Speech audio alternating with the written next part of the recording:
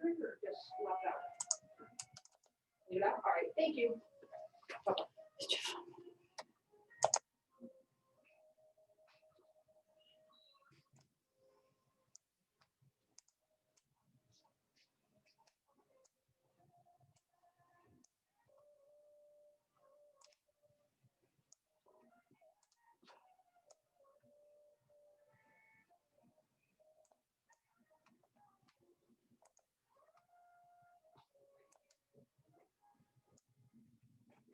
Hi, Cheryl.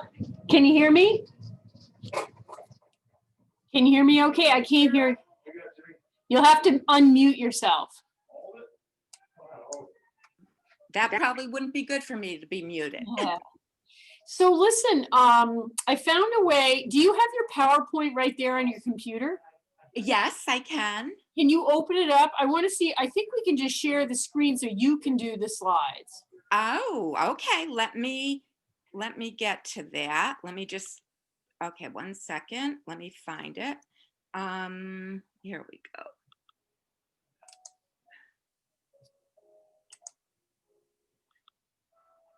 I might be able to. I was Okay, trying we'll to see. I'm just waiting for it to open. Yep.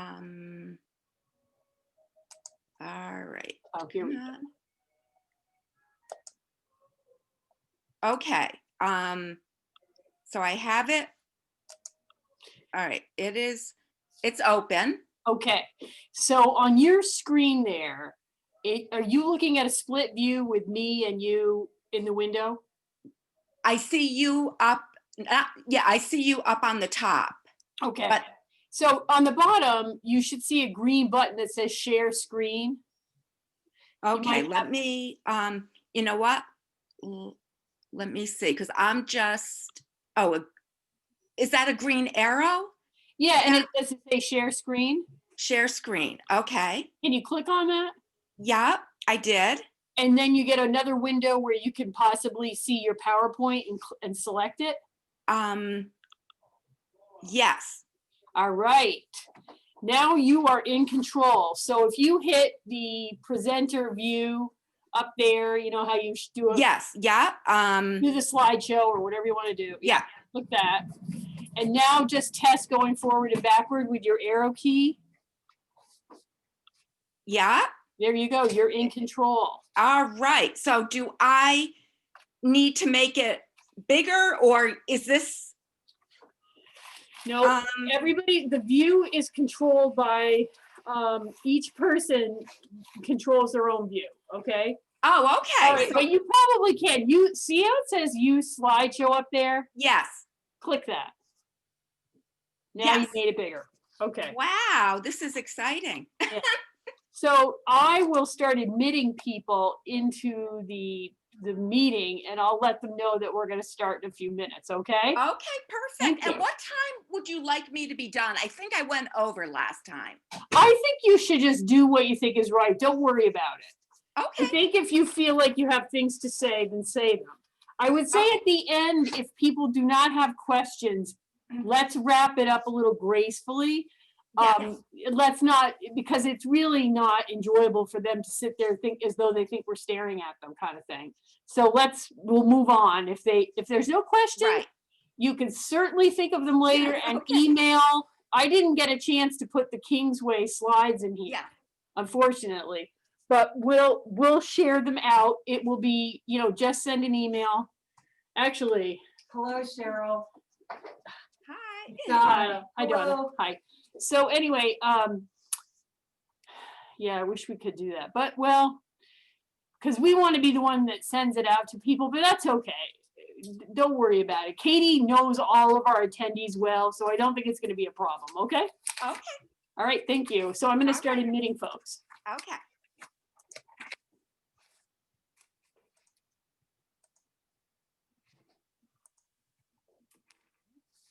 Good morning. Thanks for joining.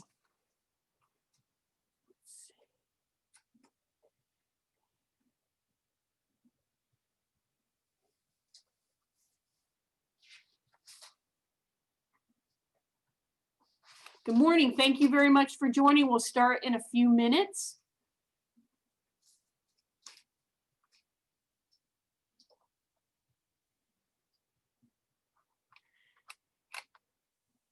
and Sheryl Kaplan. You're all set to go, right, Sheryl? Yes. When you're ready, okay. Let's do it. Give it just one more minute. Okay. Thank you.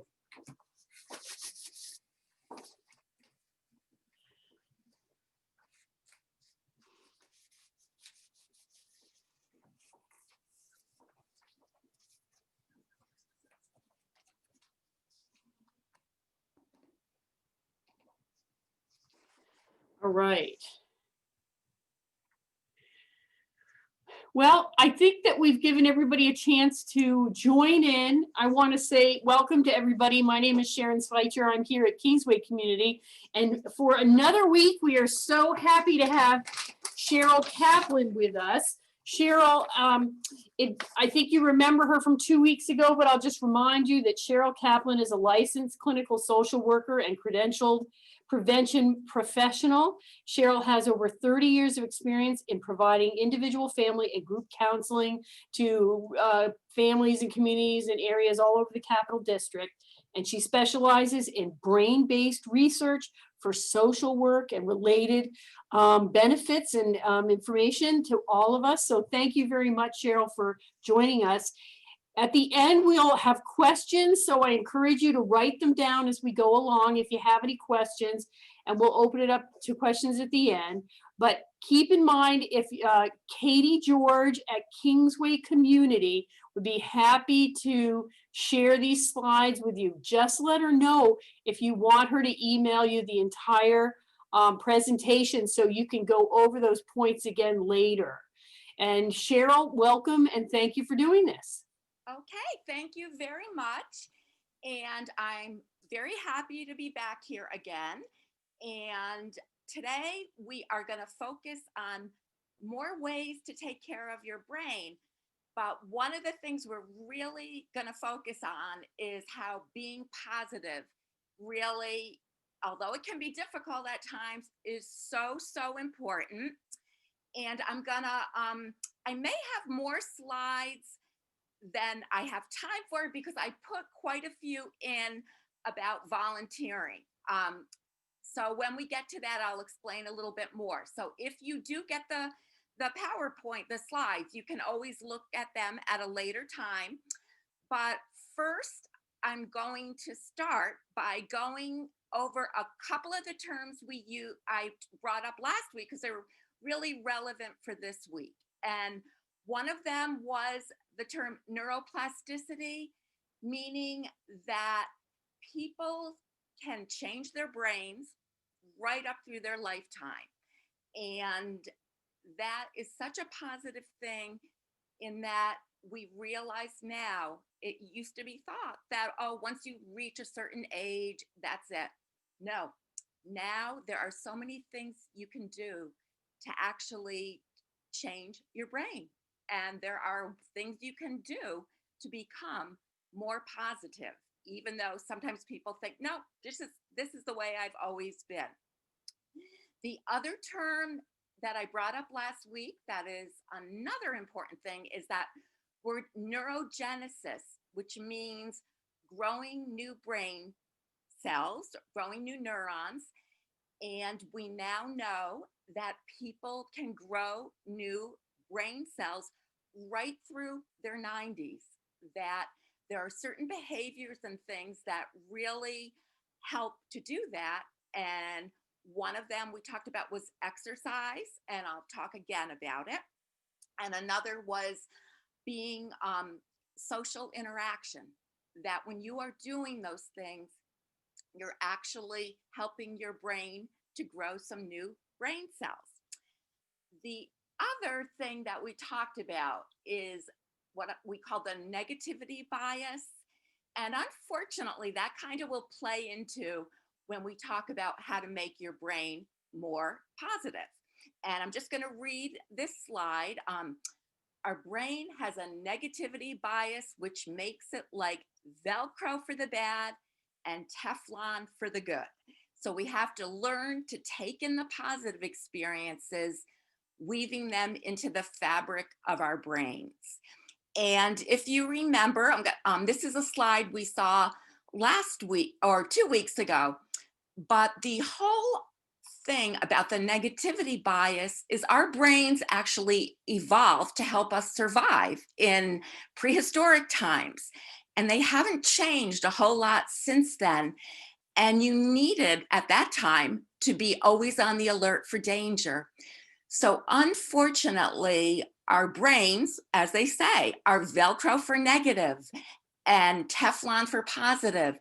And they have actually talked about how it can actually take 5 positive experiences to undo one negative one. So, and especially in relationships, they've done a lot of research with couples and have found that it really takes 5 positive interactions to undo one of those negative ones.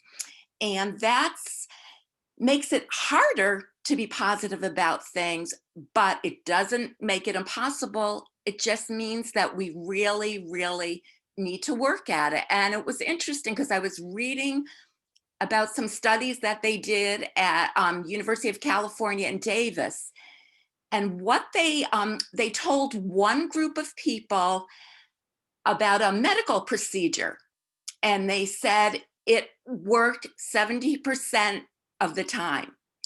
Then they told another group about the same medical procedure, and they told them that it didn't work 30% of the time. And when they, talked to the people again, they, the group that they had originally said it worked 70% of the time, they suddenly, and then they brought up, oh, but it doesn't work 30% of the time. They suddenly changed their feelings about the procedure and didn't feel good about it.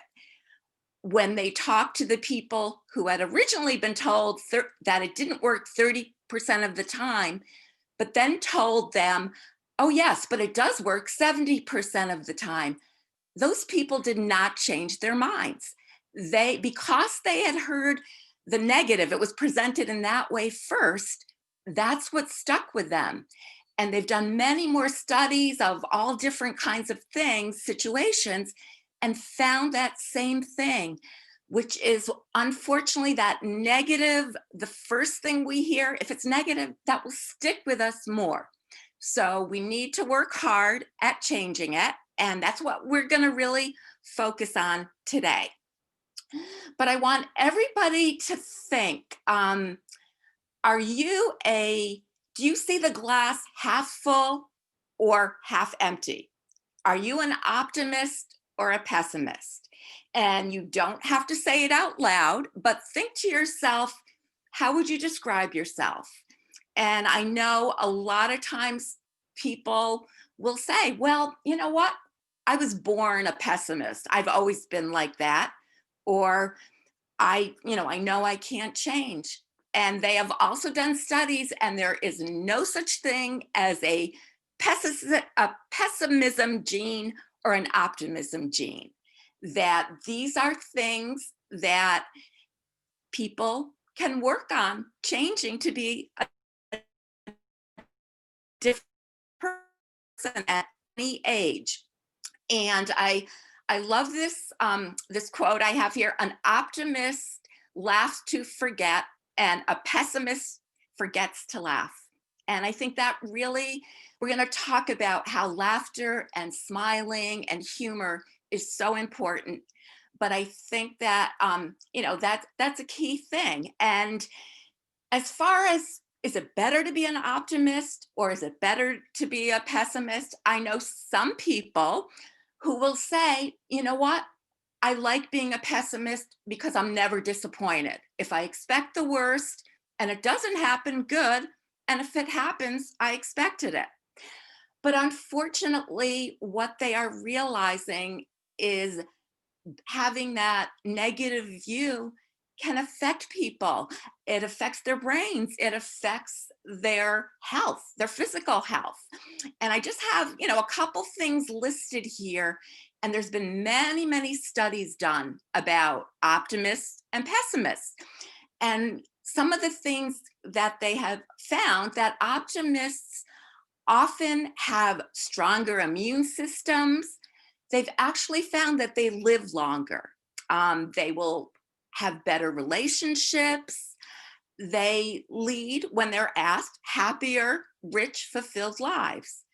Whereas a lot of times people who are always thinking negative automatically will assume that when bad things happen, they're permanent, it's pervasive, and it has to do with because something's wrong with them. They've also found, people who are pessimists are 8 times more likely to be depressed and anxious. They perform worse at school and work, and they don't live as long. And I love a couple of quotes because I think that it kind of shows about the importance of how we think. One actually came from the Buddha, and it said, "The mind is everything. What you think, you become." And now we know that how somebody is thinking will affect what's going on in your body physiologically. And that's why when they talk about so many health issues, physical health issues being caused or related to how they're thinking. And so much of when they talk about what gets people sick or people in the hospital, often it is related to their emotional health. Also, the next quote, "The mind takes the shape of whatever and let me just get here we go, whatever it rests on.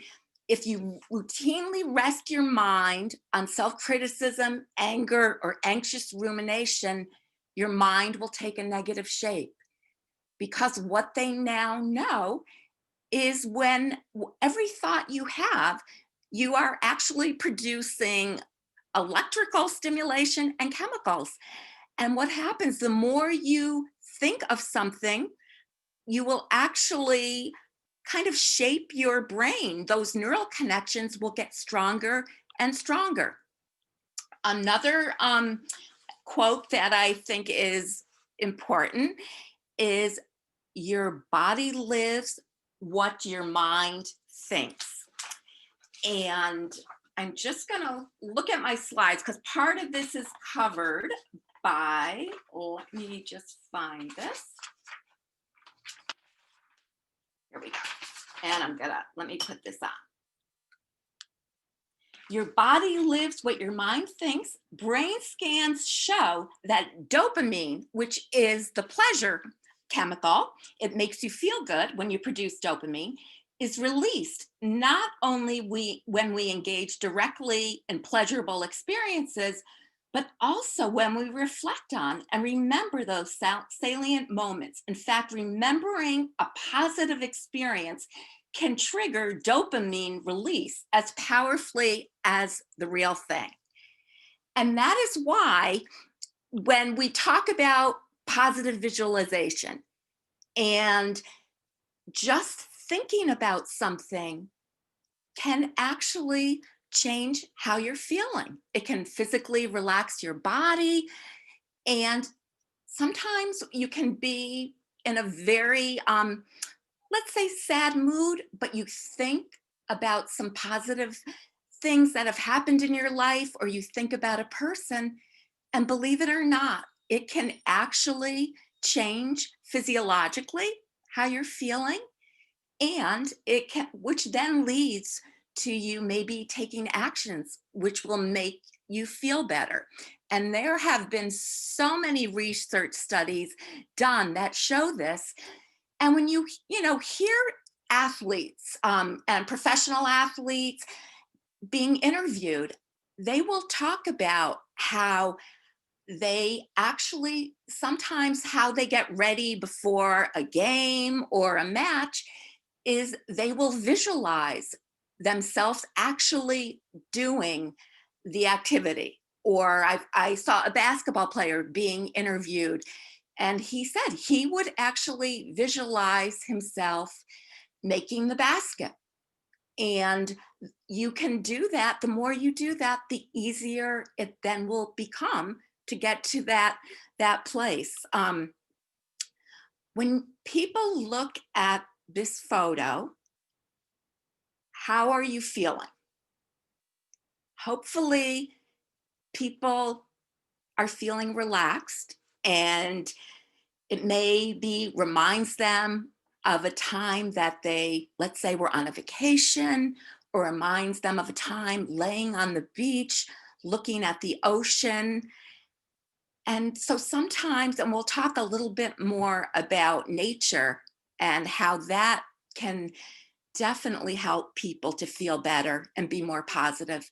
But they have found even looking at photos of nature can help people to get in a positive framework. What they now know, and I think that I'm going to read this, it's, did you know that, okay, whoops, I can't read it, it's too small, but that the brain is actually much more active, and I know there's a way that I could probably read this by moving people's photos, but I don't know Zoom very well. So I'm just gonna have people read it. But the whole idea is your brain is so much more productive, and 30% more productive when it is positive. So we get a lot more time, we get a lot more energy when we are being positive. It's much easier to think clearly when we're being positive. And now they know that when people are thinking positive thoughts, it stimulates the growth of nerve connections, meaning you're going to have more neural connections, which is going to help people cognitively.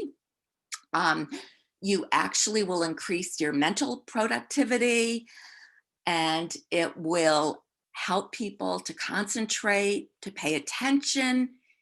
It helps you to think and understand data that's coming in. And we know that when people are thinking negatively, it slows down your brain coordination. It makes it difficult to process thoughts, and it makes people less creative, and it decreases activity in the cerebellum. And that has to do with things like your balance, being physically coordinated. And it can also affect memory and mood. And, you know, when I worked in schools, we really, schools were starting to really understand how kids and how they felt was going to affect how they learned. And what they began to realize is that kids who are in a positive mood will actually be able to learn better. And I think more and more workplaces also are beginning to realize that. And in fact, I'll talk a little bit later, but there is actually something called laughter yoga. And this is actually a type of yoga that was a doctor in India made it very popular, I think in the 90s, really started about it and using it. And he then eventually would be going into workplaces. And there was a video of a factory in India where before they started the day, everyone in the factory, the workers, the managers, the owner, they would get together for 20 minutes and just laugh. And we'll talk more about it when I get to the slide on laughter yoga. But what they found is people really were more productive and did a better job after they laughed. And they have used laughter yoga in hospitals. There are laughter yoga clubs all over the world, including the United States.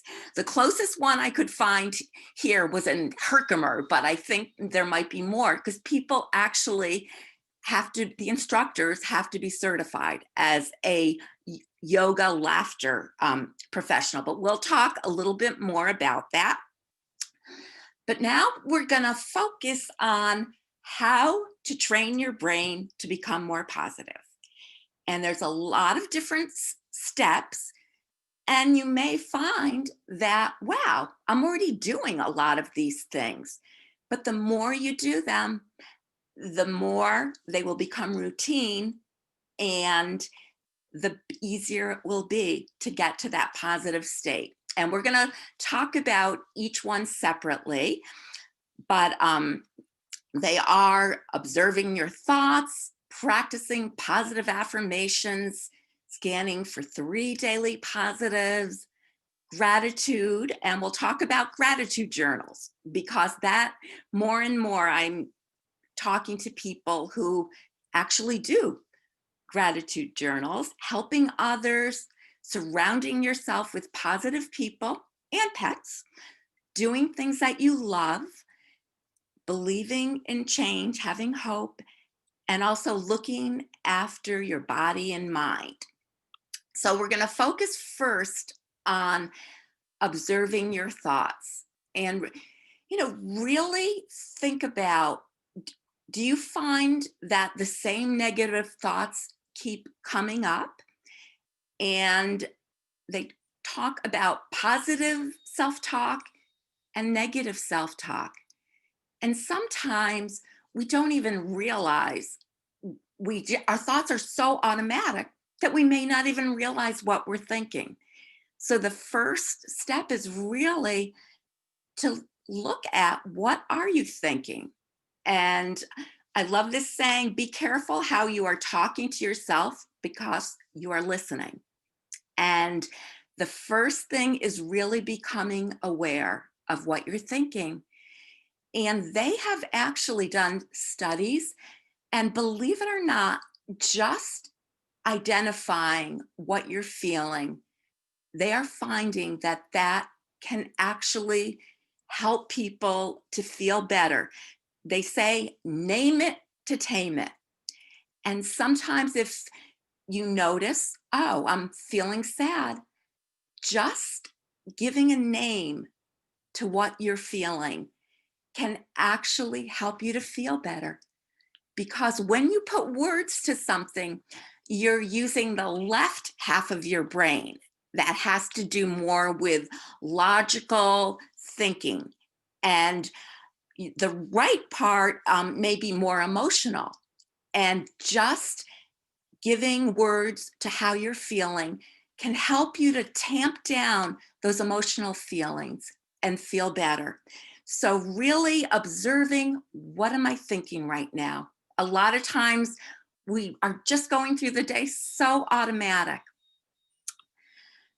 And if when you are thinking about, what am I thinking, and you're finding I'm always saying negative things to myself, they now know that practicing positive affirmations or positive self-talk, speaking about yourself in a positive light, can help you to feel better and reduce your self-doubt.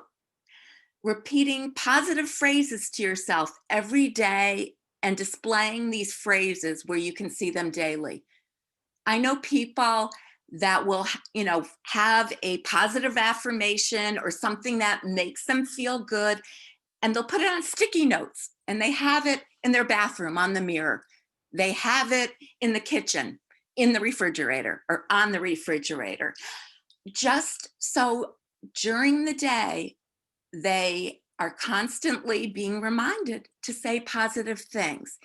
And there's no magic, meaning just saying something positive isn't going to suddenly make you suddenly change and become a different person. But the more positive things you say, the more you'll think, and you'll start to act in that way. You'll start to do more positive things. And I think it's funny, because it's hard to imagine that just saying positive things to yourself can change how you feel. But once again, there is so much research now that is being done, and using positive words.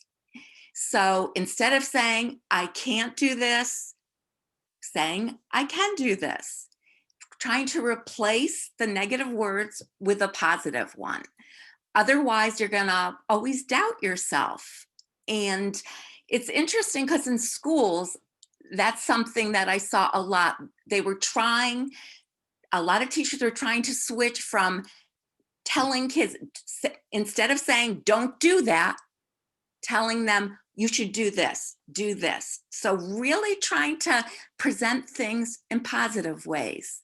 So instead of maybe saying to yourself, I need to stop eating certain things, just saying, I'm going to eat healthier things. Just these little things can actually make a difference. They also talk about how every day, and it seems like a little thing, but even this can make a difference, scanning for 3 daily positives and called taking in the good. And it can be small things like the taste of good coffee or somebody giving you a compliment, or maybe something positive that happens during the day.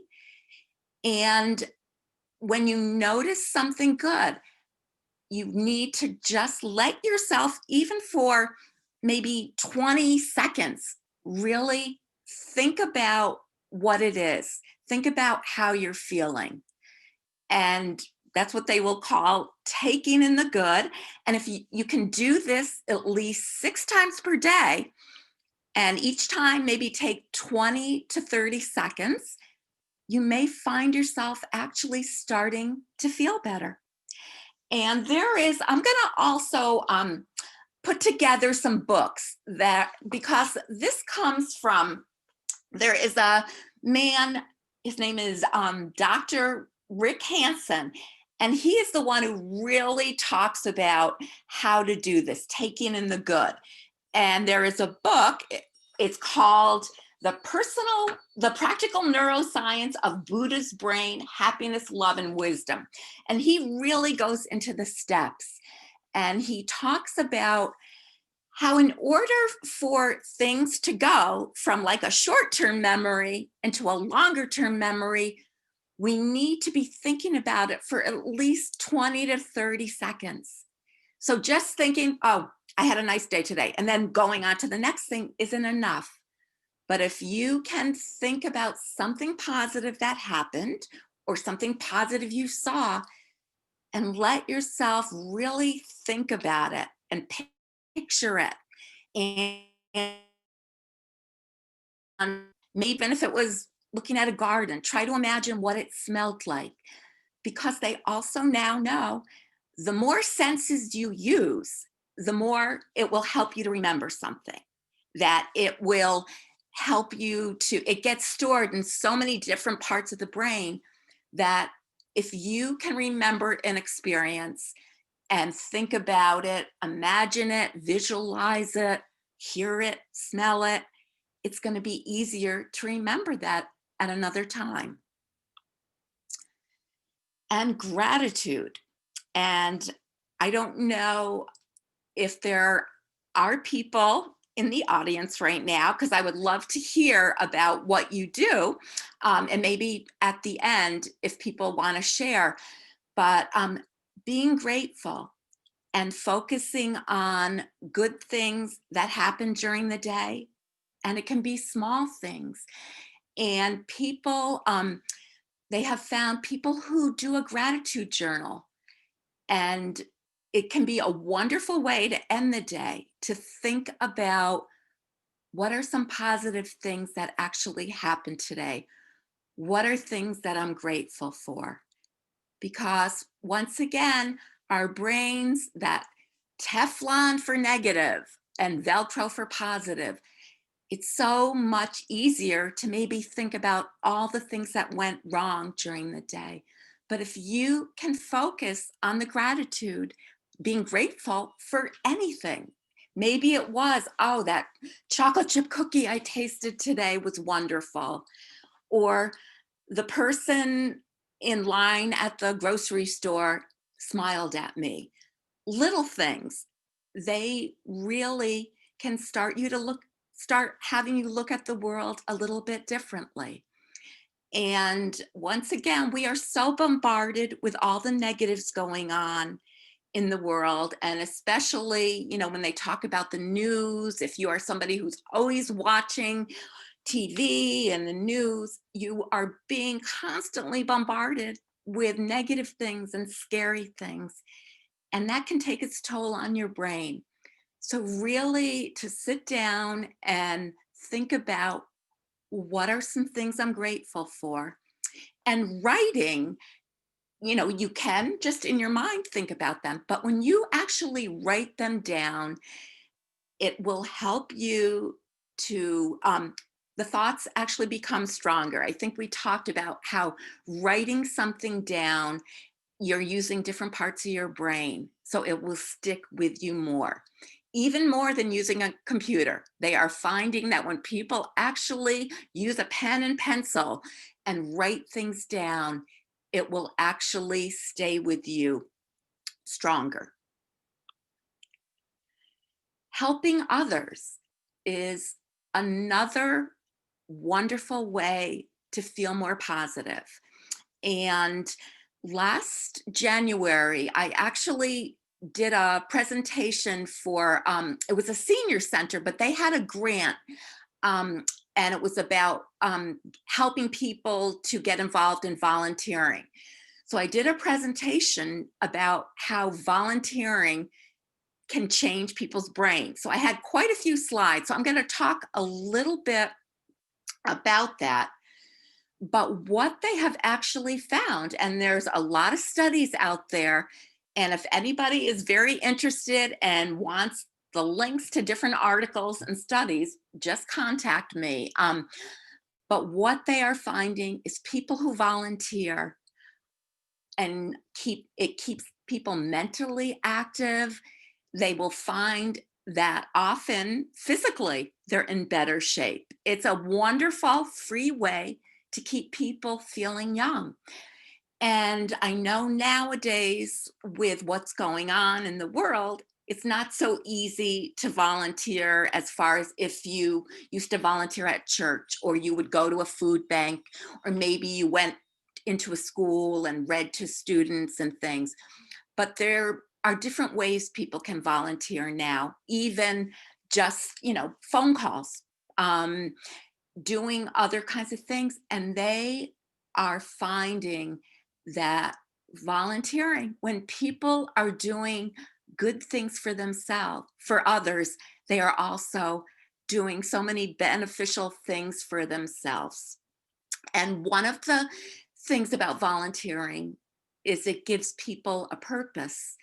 And having a purpose is a key thing to feeling positive and to helping your brain.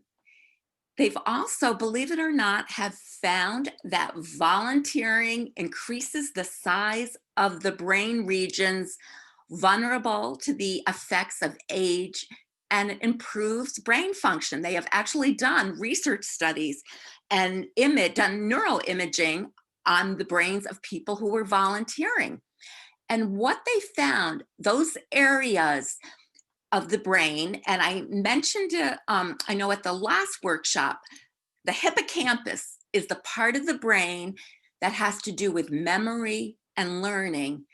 And that is one of the areas that is the first to start to have problems as we get older.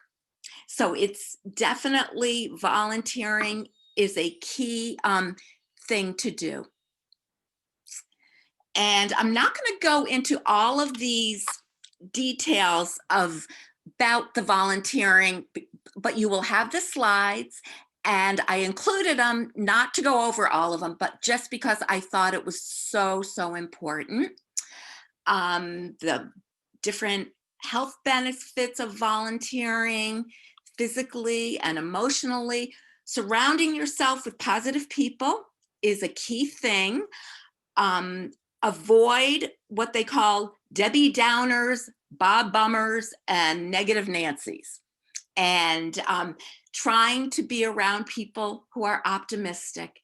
And those good relationships are a great way to make you feel better and to diffuse stress. Even pets can be a relationship. These are my photos of, I was going to say my nephew. He is a dog, but my brother thinks of him as his son. So he is my nephew.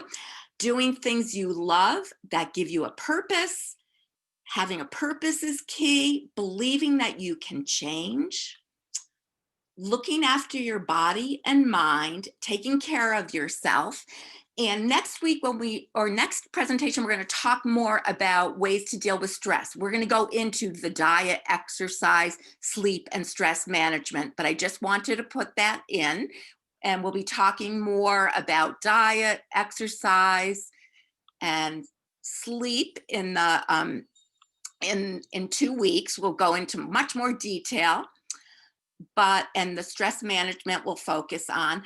But another ways, and I'm going to finish with these things, that smiling, as I mentioned, smiling, laughter, and humor, they have actually found that when you smile, it actually stimulates certain brain circuits, and you actually produce certain neurochemicals that make you feel better. Laughter is another great way to feel more positive. The whole laughter yoga, there are some great videos of laughter yoga, which I will include in the resource list. And let me just go. Music is a wonderful thing for the brain, but can also help you to feel more positive. And nature, being out in nature, or maybe just looking at pictures. So really think about what you can do today. Just pick one thing you can do that will help you be more positive. Think of, it can be a small step, maybe write down what you're going to do, and maybe even tell a friend or family, because sometimes we stick with things more if we actually tell someone. So I want to thank you very much. And are there any questions, or does anybody maybe have some ideas of what you do? Because I know a lot of people may do gratitude journals or do other things that help them to feel better. Any questions? Well, I'll add Cheryl. Donna and I here were very inspired by your gratitude journal idea. You know, just keeping it simple so that it doesn't seem like a chore. But if you just jot down an idea once or twice a day, it might be a really great way to start after a period of time, look back and say, yeah, actually things did go well the past 2-3 weeks. Look, I really did have, a good time, or if, I enjoyed things despite this pandemic, despite, aches and pains that I might have or a person might have. If you put it down and then you look back at it, it might be kind of beneficial. Exactly. And that's why I think writing it down is such a good idea, because you can look back and say, wow, it wasn't such a bad week or such a bad day. Yes, definitely. Anything else?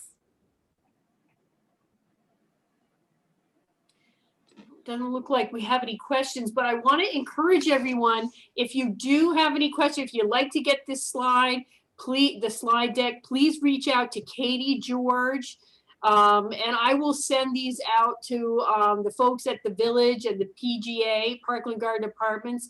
Thanks for joining us. We'll make sure that the activities folks get these slides. And Cheryl, I just want to do a little preview that in 2 weeks from now, we're going to do our final Brain Health Tuesday session. So that's Tuesday, December 1st, I believe is the date. Yeah. And that's at 10:30 a.m., same Zoom link that you used today. And in that session, you're going to be doing Stress Proof Your Brain. So yes. I'm sure you're going to have some good tips there too. Because unfortunately, we live in a very stressful world right now. So we're going to talk about how stress can affect people and what you can do to manage it and actually feel better. It's wonderful. Well, Cheryl, if we're all set here, I think we're going to end our meeting. Thank you, everyone. Again, if something comes to mind, If you do have a question, just reach out to Katie, George, or Cheryl, okay? Thanks, everybody. Have a good day. Thank you. Bye-bye. Bye-bye.